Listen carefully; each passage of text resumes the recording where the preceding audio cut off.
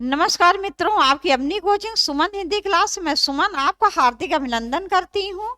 तो मित्रों, आज मैं जूनियर असिस्टेंट कनिष्ठ सहायक के लिए 2016 का हिंदी का प्रश्न पत्र लेकर आपके समक्ष उपस्थित हूँ। इसके बाद आपको सामान्य ज्ञान का प्रश्न पत्र मिलेगा।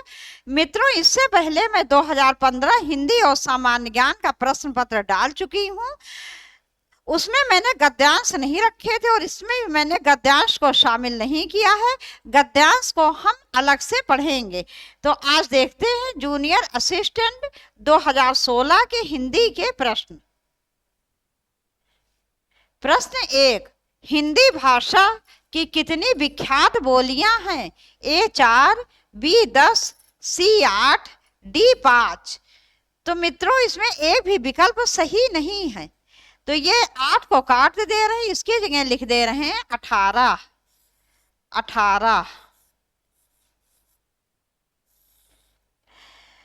ये 5 जो है, यदि हिंदी की विभाषा या वो भाषा पूछी जाती तो आपको उत्तर होता 5। ये 5 विभाषा या वो भाषा कौन सी है? ये है पश्चिमी हिंदी, राजस्थानी हिंदी, पूर्वी हिंदी, बिहारी हिंदी और पहाड़ी हिंदी। इस प्रकार से उपभाषा विभाषा संख्या है 5। और ये बोलियों संख्या 18 कैसे हुई? देखो, पश्चिमी हिंदी की 5 बोलियां हैं।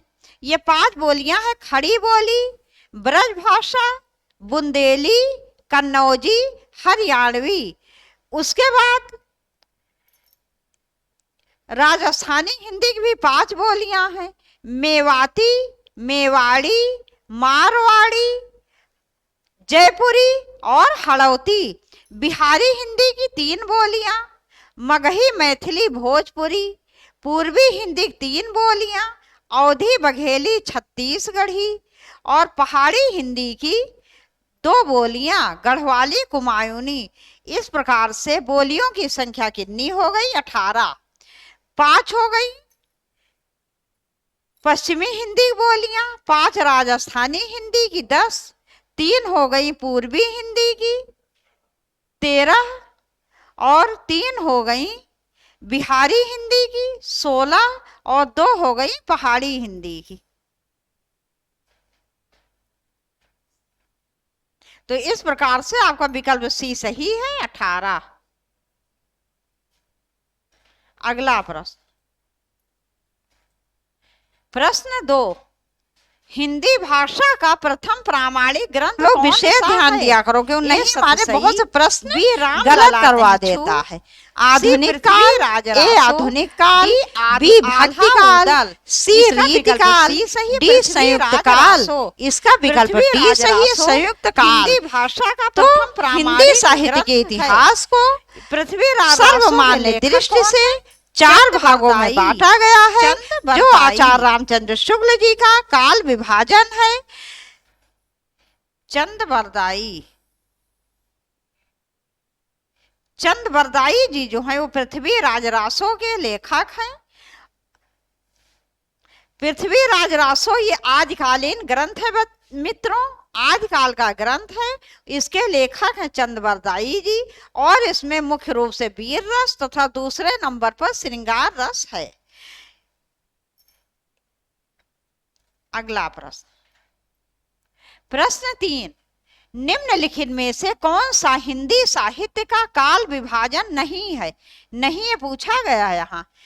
ए आधुनिक काल, बी भक्ति काल, सी रीति काल, डी संयुक्त काल। इसका विकल्प डी सही है, संयुक्त काल। हिंदी साहित्य को 4 भागों में बांटा गया है। आचार्य रामचंद्र शुक्ल जी ने हिंदी साहित्य इतिहास को 4 भागों में बांटा है। 4 भागों में बांटा है, जिसमें इस प्रकार से है।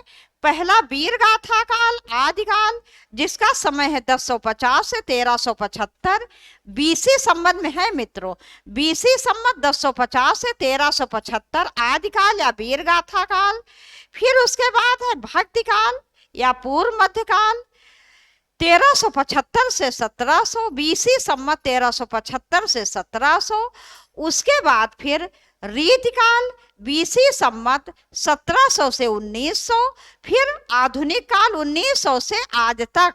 और यदि आप इसको ईस्वी में पूछा जाए तो आप इसमें से 57 घटा देंगे तो जो आएगी गिनती वही आपका उत्तर होगा, यदि ईस्वी में पूछा जाता है तो मित्रों ये तीनों विकल्प सही हैं, लेकिन संयुक्त काल नहीं है, तो इसीलिए संयुक्त काल आपका उत्तर है। अगला प्रश्न, प्रश्न 4, क्रियापरक व्याकरणिक कोटि चिन्हित कीजिए।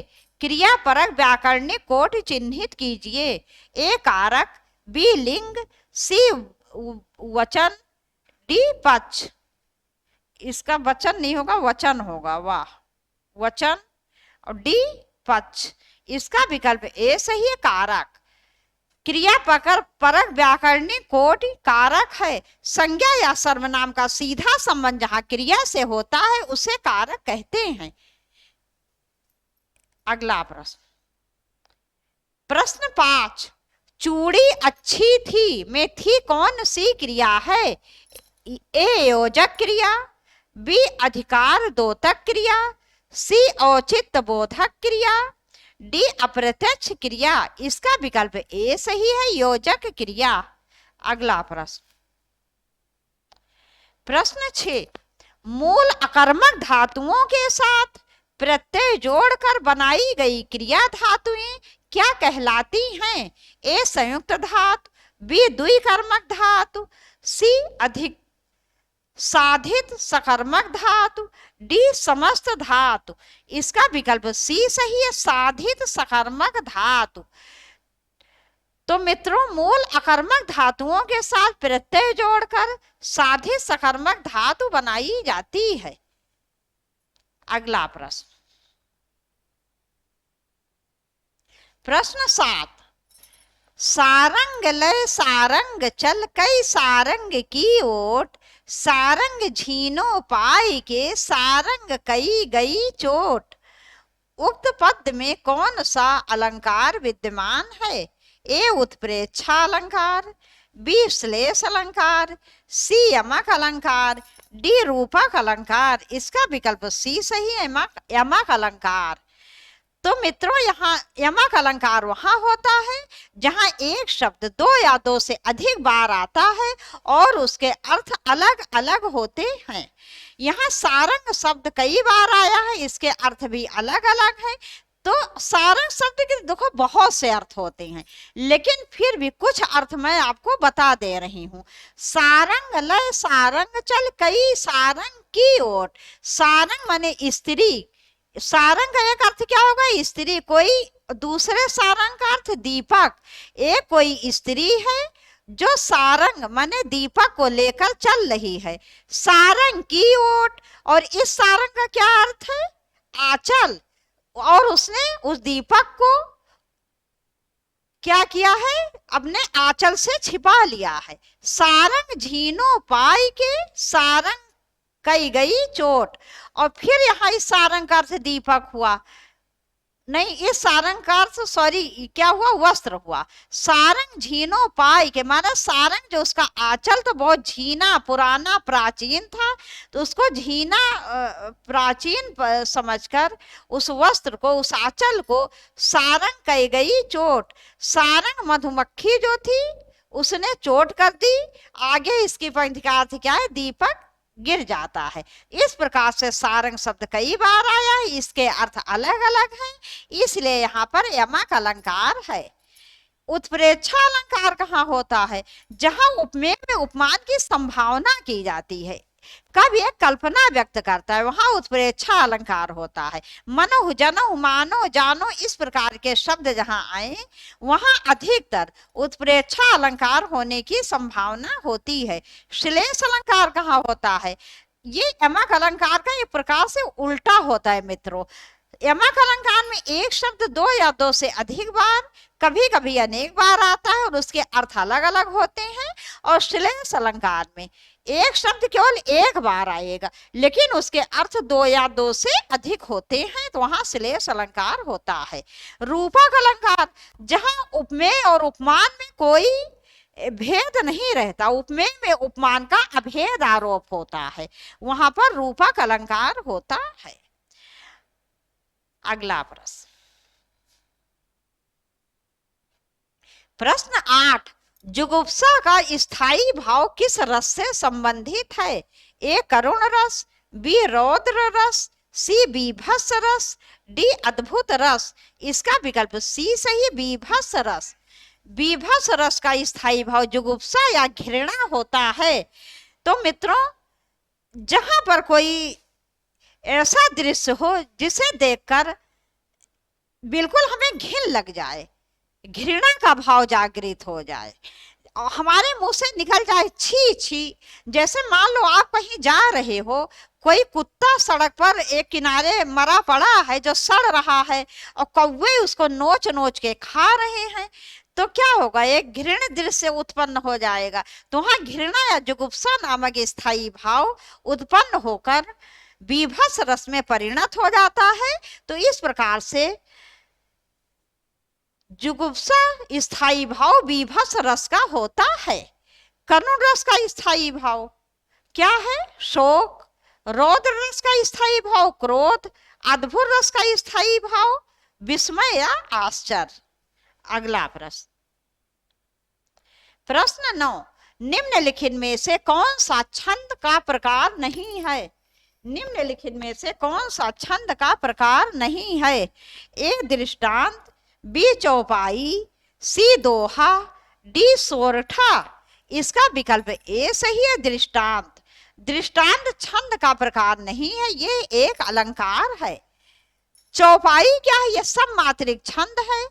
सममात्रिक छंद वहां होता है जिसके चारों चरणों में मात्राओं की संख्या समान होती है। दोहा और सोठा ये अर्ध सममात्रिक छंद हैं, जिसके पहले और तीसरे चरण में मात्राओं की संख्या कुछ और दूसरे और चौथे चरणों में मात्राओं की संख्या और होती है, माने अलग अलग होती है। उसे अर्ध सममात्रिक छंद कहते हैं। तो दोहा और सोठा ये दोनों अर्ध सममात्रिक छंद हैं। अगला प्रश्न, प्रश्न 10, दीर्घ संधि, गुण संधि, वृद्धि संधि, यड़ संधि व अयादि संधि संधि के किस मूल भेद के अंतर्गत सन्निहित हैं? ए व्यंजन संधि, बी स्वर संधि, सी विसर्ग संधि, डी उपर्युक्त में से कोई नहीं। इसका विकल्प बी सही है, स्वर संधि। स्वर संधि के 5 भेद हैं: दीर्घ स्वर संधि, गुण स्वर संधि, वृद्धि स्वर संधि, यड़ स्वर संधि और अयादि स्वर संधि। अगला प्रश्न, प्रश्न 11, पथ भ्रष्ट उपयुक्त समास चिन्हित कीजिए। ए अव्ययी भाव, बी द्वंद्व, सी तत्पुरुष, डी कर्मधारय। इसका विकल्प सी सही है, तत्पुरुष। पथभ्रष्ट शब्द में तत्पुरुष समास है। मित्रों, यदि एग्जामिनर आपसे और अंदर जाके प्रश्न पूछ ले कि पथभ्रष्ट शब्द में कौन सा तत्पुरुष समास है, तो आपका उत्तर होगा अपादान तत्पुरुष समास। इसका विग्रह करने पर क्या हो जाएगा? पथ से भ्रष्ट, से भ्रष्ट, पथ से भ्रष्ट। तो यहां पर अपादान तत्पुरुष समास होगा। पथ से भ्रष्ट है माने अलग होने का भाव हो रहा है, और जहां अलग होने का भाव होता है वहां अपादान तत्पुरुष समास होता है। अगला प्रश्न, प्रश्न 12, अष्टाध्यायी उपयुक्त समास चिन्हित कीजिए। ए बहुब्री, बी दिगु, सी कर्मधारय, डी तत्पुरुष। इसका विकल्प बी सही है, दिगु। अष्टाध्यायी शब्द में दिगु समास है। जहां पहला पद संख्यावाचक और उत्तर पद या दूसरा पद संज्ञा होता है, वहां दिगु समास होता है। इसका जब आप विग्रह करोगे तो विग्रह क्या होगा? 8 अध्यायों का समूह। 8 अध्यायों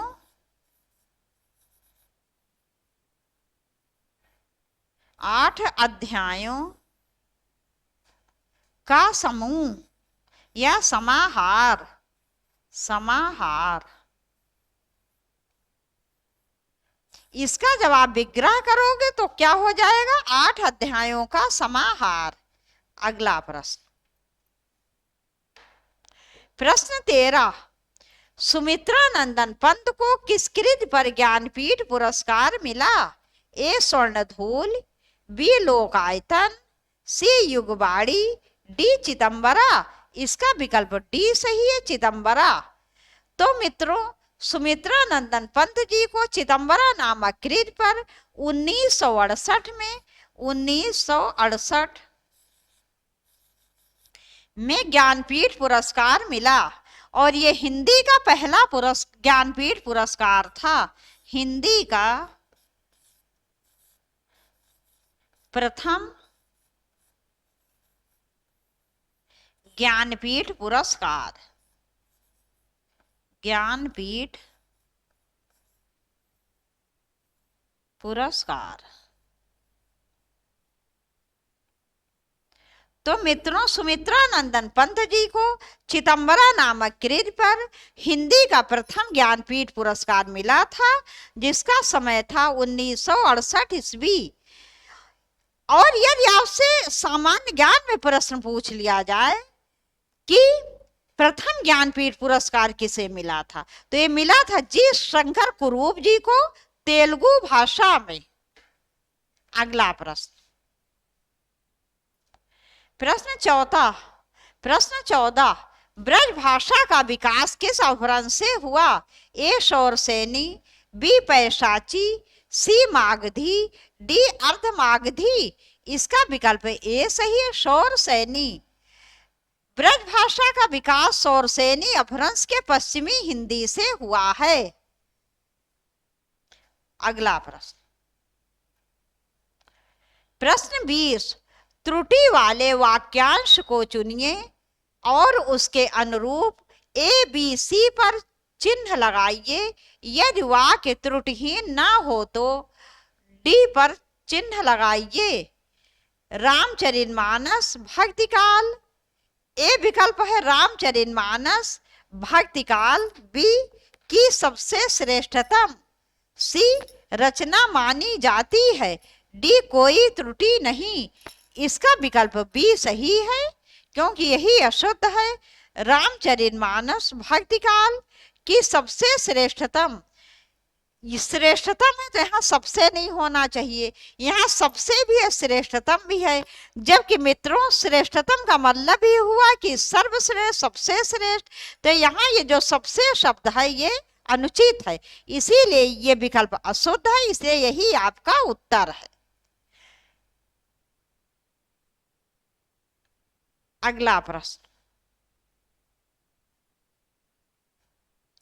प्रश्न 21, त्रुटि वाले वाक्यांश को चुनिए और उसके अनुरूप ए बी सी पर चिन्ह लगाइए। यदि वाक्य त्रुटिहीन ना हो तो डी पर चिन्ह लगाइए। ए ठंड के दिनों में, बी प्रातः काल के समय, सी सर्दी काफी बढ़ जाती है, डी कोई त्रुटि नहीं। इसका विकल्प बी सही है, क्योंकि मित्रों इसी में त्रुटि है। प्रातः काल के समय, प्रातः काल शब्द जो है स्वयं में ही समय का बोध करा रहा है, तो यहाँ समय शब्द अनुचित है, यह पुनरुक्ति दोष माना जाता है इसे। तो इसलिए आपका विकल्प बी अशुद्ध है, इसमें त्रुटि है, इसीलिए यह आपका उत्तर है। अगला प्रश्न, प्रश्न 22, त्रुटि वाले वाक्यांश को चुनिए और उसके अनुरूप ए बी सी पर चिन्ह लगाइए। यदि कोई त्रुटिहीन ना हो तो डी पर चिन्ह लगाइए। जब मोहन सभा स्थल, ए जब मोहन सभा स्थल, बी पर पहुंचा तब सभा, सी विसर्जन हो चुकी थी, डी कोई त्रुटि नहीं। इसका विकल्प सी सही है, विसर्जन हो चुकी थी नहीं होगा मित्रों, शुद्ध होगा विसर्जित हो चुकी थी। क्या होगा? विसर्जित हो चुकी थी। तो ये विकल्प अनुचित है, विकल्प सी, इसीलिए यही आपका उत्तर है। अगला प्रश्न, प्रश्न 23, त्रुटि वाले वाक्यांश को चुनिए और उसके अनुरूप ए बी सी पर चिन्ह लगाइए।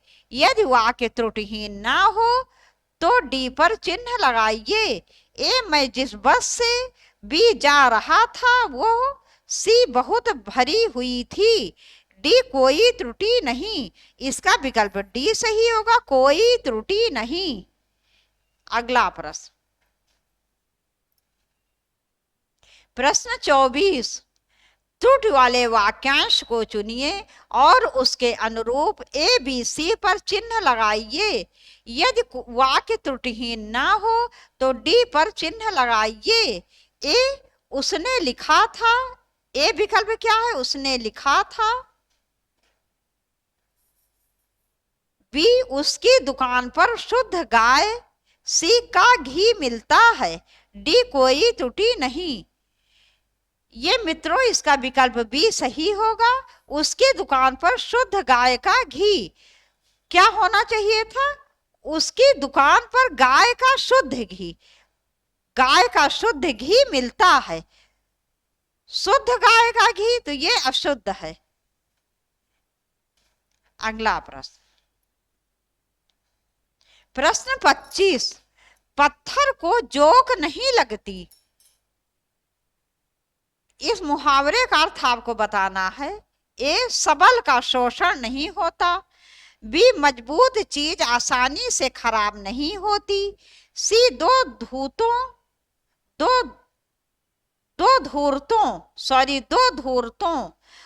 धूर्तों में प्रायः टकराव नहीं होता। डी हठी पर कोई प्रभाव नहीं पड़ता। इसका विकल्प डी सही होगा, हठी पर कोई प्रभाव नहीं पड़ता।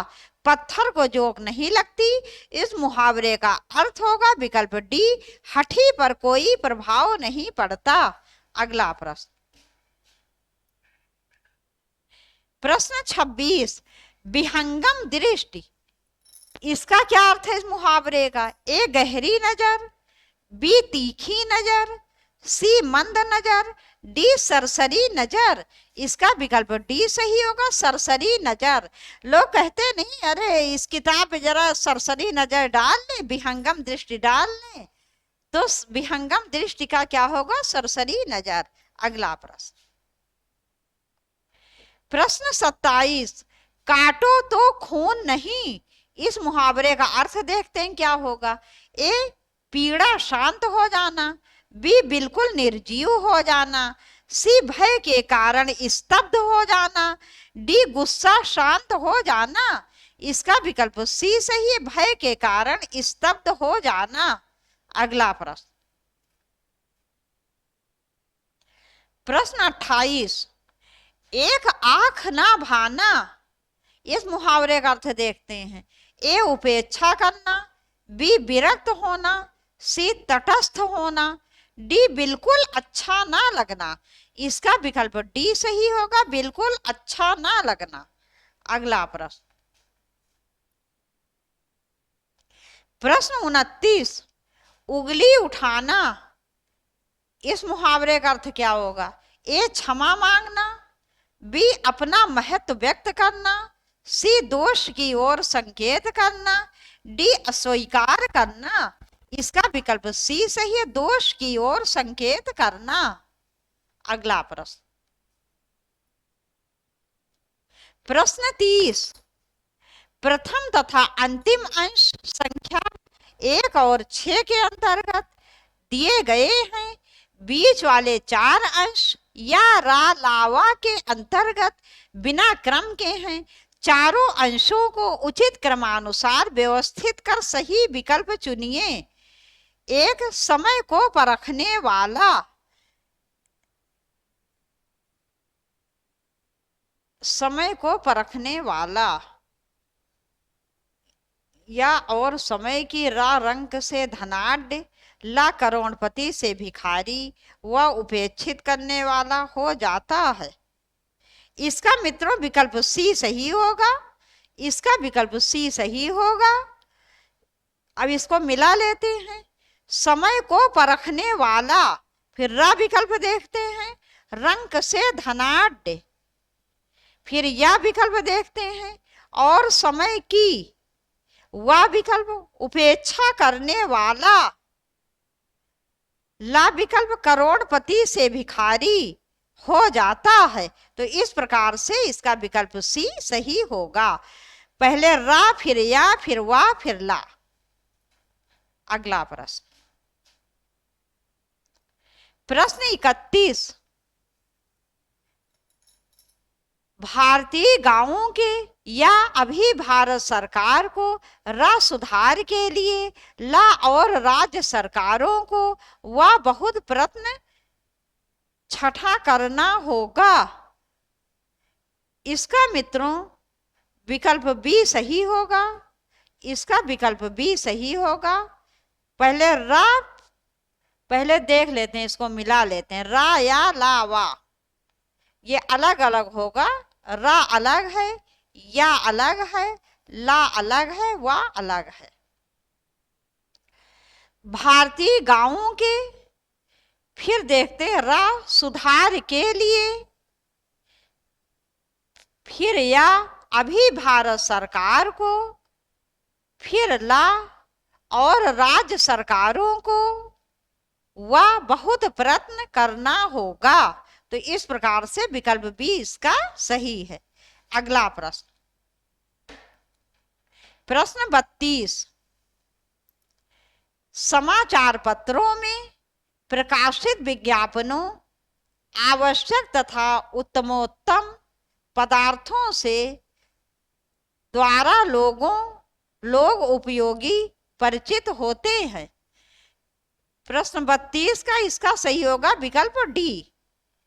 मिला लेते हैं। समाचार पत्रों में, फिर या प्रकाशित विज्ञापनों, फिर वह द्वारा लोग उपयोगी, फिर रा आवश्यक तथा उत्तमोत्तम, फिर ला पदार्थों से परिचित होते हैं। अगला प्रश्न, प्रश्न 33, प्राचीन काल में अनेक पुस्तकें उपलब्ध कराना, जिससे एक व्यक्ति पुस्तकें हस्तलिखित होती थीं, के लिए विविध विषयों पर बड़ा कठिन था। इसका विकल्प बी सही होगा। मिला लेते हैं। प्राचीन काल में, फिर ला विकल्प पुस्तकें हस्तलिखित होती थीं, फिर रा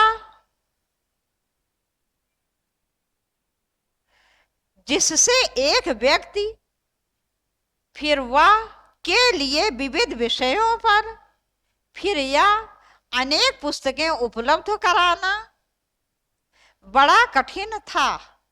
अगला प्रश्न, प्रश्न 34, भारत जैसे देशों के लिए अधिक जनसंख्या वाले कुटीर उद्योग अत्यंत उपयोगी सिद्ध हो सकता है। इसका मित्रों विकल्प ए सही होगा।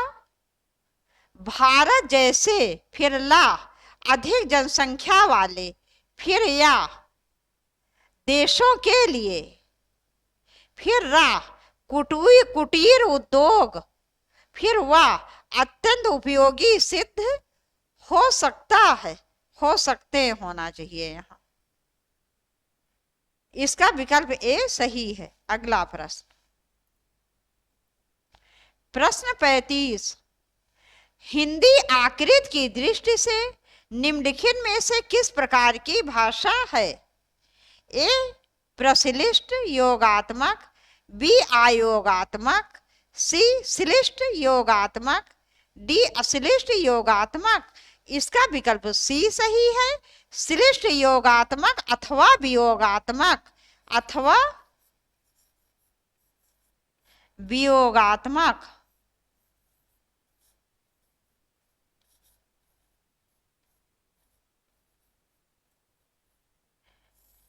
तो मित्रों श्लिष्ट योगात्मक अथवा वियोगात्मक है हिंदी। इसका अर्थ ये होता है, हिंदी में जैसे एक वाक्य होता है तो उसके प्रत्येक शब्द अलग अलग होते हैं। जैसे संस्कृत क्या है, वो संयोगात्मक है, लेकिन हिंदी श्लिष्ट योगात्मक अथवा वियोगात्मक भाषा है। वो इस प्रकार से, क्योंकि जैसे आपने कहा राम पढ़ता है, तो राम अलग हो गया, पढ़ता अलग हो गया, है अलग हो गया। इसको हम इसी प्रकार से लिख सकते हैं, राम पढ़ता है, इसका प्रत्येक शब्द जो पद है वो अलग अलग है, और इसको एक वाक्य से इस प्रकार से लिख सकते हैं। जबकि संस्कृत में रामा पठति या पठति रामा, तो इस प्रकार से हिंदी श्लिष्ट योगात्मक अथवा वियोगात्मक भाषा है, जबकि संस्कृत क्या है, वो संयोगात्मक है। अगला प्रश्न, प्रश्न 36, भाषा विज्ञान की दृष्टि से ऊ किस प्रकार का स्वर है? ए पश्च विपरीत, बी अग्र संवृत, सी अग्र विपरीत, डी पश्च संवृत। इसका विकल्प डी सही है, पश्च संवृत। देखो मित्रों, मुखाकृत के आधार पर स्वरों के कितने भेद हैं? 4।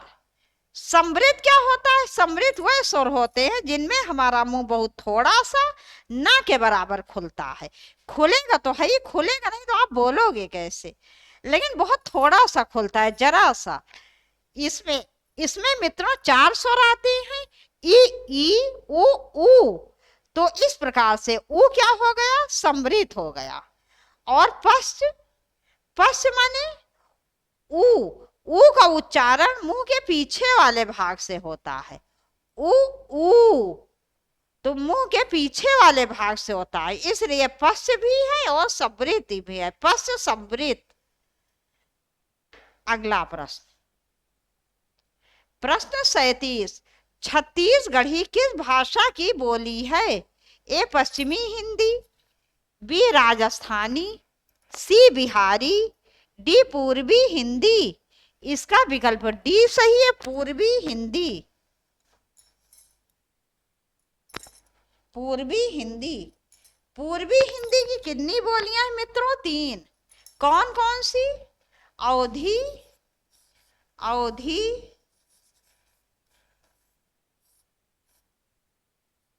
बघेली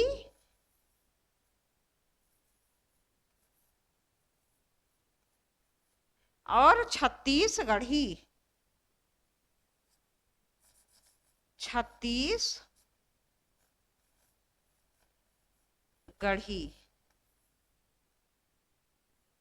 तो पूर्वी हिंदी के 3 बोलियां हैं, अवधी, बघेली और छत्तीसगढ़ी। अगला प्रश्न, अब मित्रों यहीं